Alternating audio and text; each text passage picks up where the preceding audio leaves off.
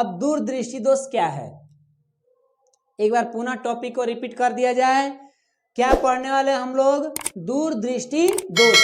तो सबसे पहले इसमें हम क्या पढ़ेंगे कि ये दूरदृष्टि दोष क्या है। उसके बाद तो आपको पता है कि आखिरकार ये रोग हुआ तो किस कारण से हुआ, और जब रोग हो गया तो इसको उपचार भी कर लेना है। तो आइए, इसको अगर हमें समझने की बात कहा जाए तो निकट दृष्टि दोष का ठीक विपरीत है। अभी हम निकट दृष्टि दोष पर बात किए, तो उसे अगर आप समझ लेंगे तो निकट दृष्टि दोष के आधार पर ही ये तो है डिपेंड, उसकी विपरीत क्रिया समझ लीजिए। एक लफ्ज में कहना हो अगर एक वाक्य में, तो निकट दृष्टि दोष की विपरीत क्रिया दूर दृष्टि दोष कहलाती है। लेकिन इतना साधारण से बोल देना आसान नहीं है भैया, इसको अच्छे ढंग से समझा जाए कि इसमें क्या होता है। तो इसमें ये नेत्र है हमारा, और हम जानते हैं कि नेत्र का ये लेंस है, और इधर क्या है? रेटिना। तो इसमें वस्तु क्या लिखा है? दूरदृष्टि। लिखने से पता चल रहा है कि दूर की वस्तु दिखाई नहीं दे रही है, गड़बड़ होगा। इसमें होगा क्या कि दूर की रखी वस्तु स्पष्ट रूप से दिखाई देती है। यानी हम कैसे बोलेंगे? इस रोग से ग्रसित व्यक्ति दूर की वस्तुओं को स्पष्ट देख पाता है, जबकि निकट की रखी वस्तुओं को स्पष्ट नहीं देख पाता है। इस रोग में क्या होता है? दूर की रखी वस्तु स्पष्ट दिखाई देगी, लेकिन निकट की रखी वस्तु स्पष्ट दिखाई नहीं देगी। यानी अजीब हाल है, नाम है दूरदृष्टि दोष और काम है निकट का नहीं दिखाई देना। तो ये नाम तो ऐसा रख दिया और काम उल्टा कर दिया, ये तो मतलब गड़बड़ हो रहा है देखने से नहीं। तो इस बात का कंफ्यूजन हमें नहीं रखना होगा। जो दोष का नाम है वही वस्तु देखता है, और जो दोष का नाम छुपा है वही होता है। नाम है दूरदृष्टि दोष, मतलब कि रोग हुआ है निकट का, और नाम है निकट दृष्टि दोष, इसका मतलब दोष हुआ है दूर का। यानी अजीब अजीब हाल है, देखने से अजीब लग रहा है नहीं। क्या नाम है भैया, काम क्या है? नाम कहाँ है ऐसा रख लिया। तो देखिए निकट का क्या मतलब, निकट यानी समझिए 25 सेंटीमीटर यहाँ पर कोई वस्तु रखी गई है, बिंदुवत वस्तु, कोई एगो बिंदु जैसा वस्तु रखी गई है, यहाँ पर ऑब्जेक्ट है, ठीक है। तो यहाँ से प्रकाश की किरणें निकलती हैं, तो इस तरह से जा रही हैं लेंस पर, ऐसे जा रही हैं, ठीक है। अब ये लेंस भाई साहब कर क्या रहे हैं कि इस किरणों को मोड़ेंगे, क्योंकि आखिरकार इस लेंस का नाम है अभिसारी, तो किरणों को एक बिंदु पर मिलाएगा ही। अब इनको मोड़ने में इनका क्षमता जो है, मोड़ने में क्या होता है कि ये मोड़ते मोड़ते इनको यहाँ चल जाता है, इस तरीक़ा से। देखिए इस आर को हटा दें, देखिए अब डॉट डॉट से नहीं, बढ़िया से मिलाते हैं ऐसे। होता क्या है कि ये रेटिना हमारा है, ठीक, रेटिना है, और किरणों को ये क्या कर रहा है? लेंस मोड़ रहा है, इस तरह से मोड़ रहा है। लेकिन इसकी क्षमताएं थोड़ी क्या हो गई, मोड़ने में पीछे रह गई। मोड़कर इस बिंदु को कहाँ लाना था? आर पर। आखिरकार काटना था, दोनों किरणों को कहाँ काटना चाह रही है ये आर पर सोच रहा था यहाँ काटने को, लेकिन इसको इतना चौड़ा किरण दिया गया, मैंने ऐसे उठा हुआ किरण दिया गया, ये बेचारा मोड़ते मोड़ते थक गया, और तब तक कहाँ काट दिया? यहाँ पर काट दिया। तो इधर हमारे पीछे डॉट डॉट से कटता है, पीछे मतलब कल्पना करते हैं, यानी रेटिना पर इमेज नहीं बन पाया। वस्तु कहाँ है? निकट। इमेज कहाँ बन रहा है? रेटिना के उस पार, माने रेटिना से पीछे बन रहा है। तो हम कह क्या सकते हैं, इसका अगर कारण लिखना होगा तो क्या लिख सकते हैं कारण में, जरा बताएं। पहला नंबर की अगर कोई पूछ देगा कि निकट दृष्टि दोष, क्योंकि दूर दृष्टि दोष पढ़ रहे हैं, तो निकट दृष्टि दोष में इमेज कहाँ बनता है? जब रोग हो जाएगा तो वहां इमेज क्या बनता था? रेटिना के सामने बनता था। और इसमें क्या हो रहा है? इसमें इमेज रेटिना के पीछे बनता है। इस बात का ख्याल रखिएगा। ऑब्जेक्टिव में पूछ सकता है कि दूरदृष्टि दोष में वस्तु का प्रतिबिंब बनता है? ऑप्शन में रेटिना पर, रेटिना के सामने, रेटिना के पीछे, इनमें से कोई नहीं। तो आप क्या मारेंगे भैया? रेटिना के पीछे बनता है। अब हम इसके कारण को समझते हैं। कारण नंबर पहला, क्या कारण हुआ? रोग हुआ तो क्या हुआ? डॉक्टर आप बन चुके हैं और कोई रोगी आया आपसे पूछेगा कि डॉक्टर साहब हमें ये हाल हुआ है, क्या कारण है हमारे लिए? तो आप उसे अपने भाषा में क्या समझाएंगे कि आपका जो नेत्र गोलक है, जो बड़ा सा नेत्र गोलक गेंदा खेलने वाला, उस तरह से कोई सामने वाले भाई को समझाना है तो नेत्र गोलक जो है ना छोटा हो गया है। पिछला वाला में क्या हुआ था? लंबा हो गया था, और इसमें क्या हो गया? छोटा हो गया है। यानी यूं समझें तो ऐसे समझ लीजिए, हल्का सा इस तरीका से, पहले से मैंने पहले लंबा हुआ था, ठीक है, अब क्या हुआ है? छोटा हो गया है। ये समझ गए? जैसे ही नेत्र गोलक जब छोटा हो गया तो क्या होगा? लेंस और रेटिना के बीच की दूरी कम हो जाना। लेंस और रेटिना के बीच की दूरी कम हो गया, ये भी एक कारण बन गया। पहला कारण नेत्र गोलक का छोटा हो जाना, दूसरा कारण लेंस और रेटिना के बीच की दूरी घट जाना यानी कम हो जाना। फिर एक कारण देखेंगे तो लेंस का पतला हो जाना। लेंस का क्या हो जाना? पतला हो जाना। और जब लेंस पतला हो गया तो इसका फोकस दूरी बढ़ गया। लेंस पतला, नाम है पतलू, और फोकस का काम है मतलब ज्यादा अधिक। तो ये कारण हमें दिखाई दे रहा है कि इन कारणों से हमारा दूरदृष्टि दोष उत्पन्न हुआ है। क्या इन कारणों को ठीक किया जा सकता है? तो कैसे ठीक करें बताइए, कैसे ठीक किया जाए? तो इसको ठीक करने के लिए उत्तल लेंस रख दें, ताकि उत्तल लेंस ही क्या करेगा? किरणों को मोड़ेगा। अगर कोई आदमी है जी अवतल लेंस रख देंगे तो किरणों को और फैला देगा। एक तो है ये फैला हुआ किरणों को बेचारा लेंस नहीं मोड़ पा रहा है, इसी को मोड़ने में तो इसका हाल खराब है, एकदम पूरा छड़ जैसा नवा रहा है। नवाते नवाते सोचा कि काट दे रेटिना पर, बेचारा कट गया, रेटिना के पीछे कट गया। तो अब कोई सोचेगा कि लाइए अवतले लेंस टांग दे यहाँ पर, तो पता चला कि और ही होने बन जाएगा, 10 कोस दूर बन जाएगा और ही बिल्कुल ब्लंट हो जाएगा उसका आँख। जाके कोई रोगी चश्मा लेके आया और डॉक्टर झोला छाप डॉक्टर होंगे, सॉरी मान लीजिए कोई ऐसे होंगे मतलब कि इसी तरह दे दिए उसको, समझे नहीं। देखिए डॉक्टर भी बनना अपना बड़ा पद की बात है, लेकिन अब कोई मान लीजिए एग्जाम्पल के तौर पर ऐसा कह रहे हैं, आप लोग दिल पे ना लेंगे भैया। तो ये क्या हुआ कि कोई डॉक्टर साहब हैं उनको इस बात का ख्याल नहीं है, रोगी आया अपना प्रॉब्लम सुनाया, देना था कौन चश्मा और दे दिए कौन चश्मा। अब उस कंडीशन में जैसे ही पहना तो लो जो उन्होंने पहले से दिखाई दे रहा था वो हो गए। तो क्या हो गया भैया कि अब तो ऐसा लेंस के चश्मा दे दिए हैं कि समस्या मिटने वाला के जगह समस्या 2 गुना बढ़ गया। कि ये जरा दृष्टि दोष क्या होता है? तो देखिए इस रोग में होता क्या है, मान लीजिए कि ये हमारा नेत्र है इस तरीका से, अब तो रचनाएं हो रही हैं जैसे भी नेत्र समझ लीजिए, ठीक है ना, आई इसको ऐसे नाम दे दे। तो ये हम जानते हैं कि एक सामान्य नेत्र का निकट बिंदु क्या होता है, मतलब कि जहां से निकटतम वस्तु को क्या देख सके, अच्छा से देख सके, तो वो होता है 25 सेंटीमीटर।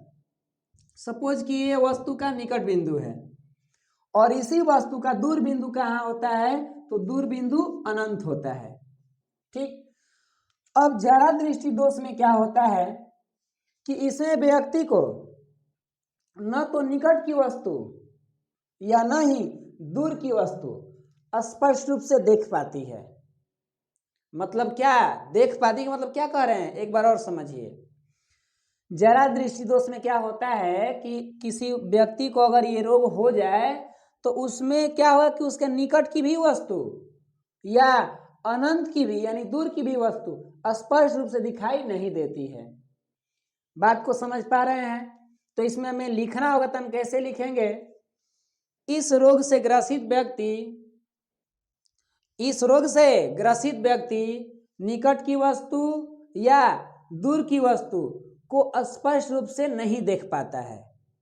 देखता है लेकिन क्लियर, स्वच्छ माने क्लीन नहीं दिख पाती है। मान लीजिए ये वस्तु है, मेरा निकट है तो भी हमको देखने में प्रॉब्लम हो रही है, दूर चला गया तो भी दिक्कत है। और इससे पहले वाले हम जो दोष पढ़े हैं उसमें क्या होता था कि उसमें निकट का, अगर निकट दृष्टि दोष है तो उसमें निकट के वस्तु दिखाई दे रही थी। फिर दूर दृष्टि दोष पढ़े तो उसमें दूर की वस्तु दिखाई दे रही थी। मतलब क्या, उन रोगों में एक ही बिंदु प्रभावित था, या तो निकट बिंदु प्रभावित था या दूर बिंदु। लेकिन ये क्या है, ये भैया जरा दृष्टि दोष, इनको जरा जरा दिख रहा है। जरा जरा का मतलब पूरा फ्रेश नहीं दिख रहा है। पूछा जाएगा तो जरा जरा दिख रहा है। दूर ले जाएंगे, निकट भी रख के पूछेंगे कैसा दिख रहा है जी, तो जरा जरा दिखाई दे रहा है निकट पर भी। फिर दूर भी ले गए, वहां से भी पूछा है कैसा दिखाई दे, जरा जरा। अब डॉक्टर का भी, मान लीजिए डॉक्टर तो पढ़ा लिखा है, हम लोग अगर हो तो हम लोग का माइंड हैंग कर जाएगा, ये कैसा रोग हुआ है, नजदीक ला रहे हैं तो वो बीमारी है, दूर ले जा रहे हैं तब वो बीमारी है। ऐसा होता है क्या? आपका भी माइंड यही सोचेगा कि इसको कौन रोग हो गया भैया। हमको तो लगा कि या तो नजदीक देख सकता है या दूर, ये तो कह रहा है कि जरा जरा दिख रहा है। यानी इसका क्या हो रहा है भैया, तो निकट बिंदु भी प्रभावित हो गया है और दूर बिंदु भी प्रभावित हो गया है। इस रोग के बारे में समझ पाए क्या कि इसमें क्या होता है? एक बार पुनः रिपीट कर रहे हैं। इस रोग से ग्रसित व्यक्ति निकट की वस्तु और दूर की वस्तु को स्पष्ट रूप से नहीं देख पाता है, अर्थात इस व्यक्ति का दोनों बिंदु प्रभावित होता है, यानी निकट बिंदु और दूर बिंदु।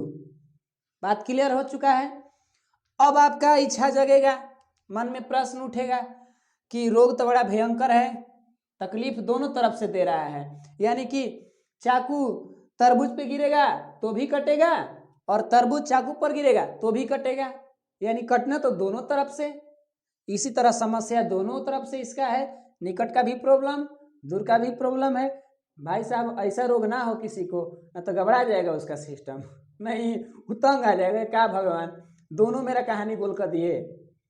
तो ये कब होगा, क्यों होगा? आइए इसके कारण की बात करते हैं। कारण में पता चल जाएगा कि रोग होने का कारण क्या है। अब हम लोग किस पर बात करने जा रहे हैं? रोग होने का कारण। तो पहला कारण क्या है, देखिए, वृद्धावस्था मतलब ओल्ड एज, बुढ़ापा। ये तो जानते ही होंगे वृद्धावस्था में क्या होता है। देखिए इस तरीका से ओल्ड एज में मतलब कि अगर उम्र, अब ओल्ड एज का मतलब समझ ही रहे होंगे ना, काफी उम्र ज्यादा हो गया हो। तो वृद्धावस्था में होता क्या है? कारण नंबर 1, वृद्धावस्था में लेंस का लचीलापन, क्योंकि हम जानते हैं हमारे नेत्र में जो लेंस लगता है उसके अंदर लचीलापन होता है, ये बात तो क्लियर है। तो लचीलापन का मतलब उसका लचक कम हो जाना है। अगर कारण नंबर 1 लिखेंगे तो क्या लिखेंगे? वृद्धावस्था में नेत्र लेंस का लचीलापन कम हो जाना। पहला कारण समझ में आया। और यहाँ से ये भी बात पता चल गया कि ये किस उम्र में होता है, तो अधिकतर बुढ़ापा की अवस्था में होता है। बात समझें? कारण नंबर 2 अगर देखा जाए तो यहाँ से हम क्या कह सकते हैं कि जब एज ढलने लगता है व्यक्ति का, तो हमारा अब देखेंगे बूढ़ जो व्यक्ति होते हैं उनका मांस सिकुड़ने लगता है। अगर जरूर आप ऑब्जर्व करेंगे, मैंने ध्यान से देखेंगे, कोई बूढ़े व्यक्ति होंगे, अपने ही घर के हो सकते हैं, तो उनमें क्या होता है कि उनके शरीर का जो मसल्स, जो मांस होता है ना, वो सिकुड़ने लगता है। मतलब वो उस समय जो यंग थे ना, उस समय उनका काफी पावर था उन मसल्सों में, लेकिन उम्र ढलने के साथ सबके साथ होगा, हमारे साथ भी, आपके साथ भी। अब ये मत कहिए कि सर हम तो अमृत पी के आए हैं, ये अलग बात है भैया। अमृत कहाँ से आपको मिल गया? अमृत तो भगवान लोग को मिला था, हम लोग को कहाँ से, इंसान को। हम लोग मरेंगे, ठीक है ना, अब समय के अनुसार मरेंगे तो अच्छा रहेगा। तो देखिए है क्या दूसरा कारण में कि इसमें उम्र ढलने के साथ जो सिलियरी मांसपेशियां होती है उसकी समंजन क्षमता घट जाती है। बात नहीं समझ पा रहे हैं, क्या कह रहे हैं? बुढ़ापा अवस्था जैसे ही आएगा उस समय जो मांसपेशियां होती है, बताए थे फिर भी समझ लीजिए, ये लेंस है और इस लेंस को कौन टांगे रखता है? सिलियरी मांसपेशियां। ये रेड कलर की, मतलब हम डिनोट कर दे रहे हैं यहाँ से समझाने के लिए।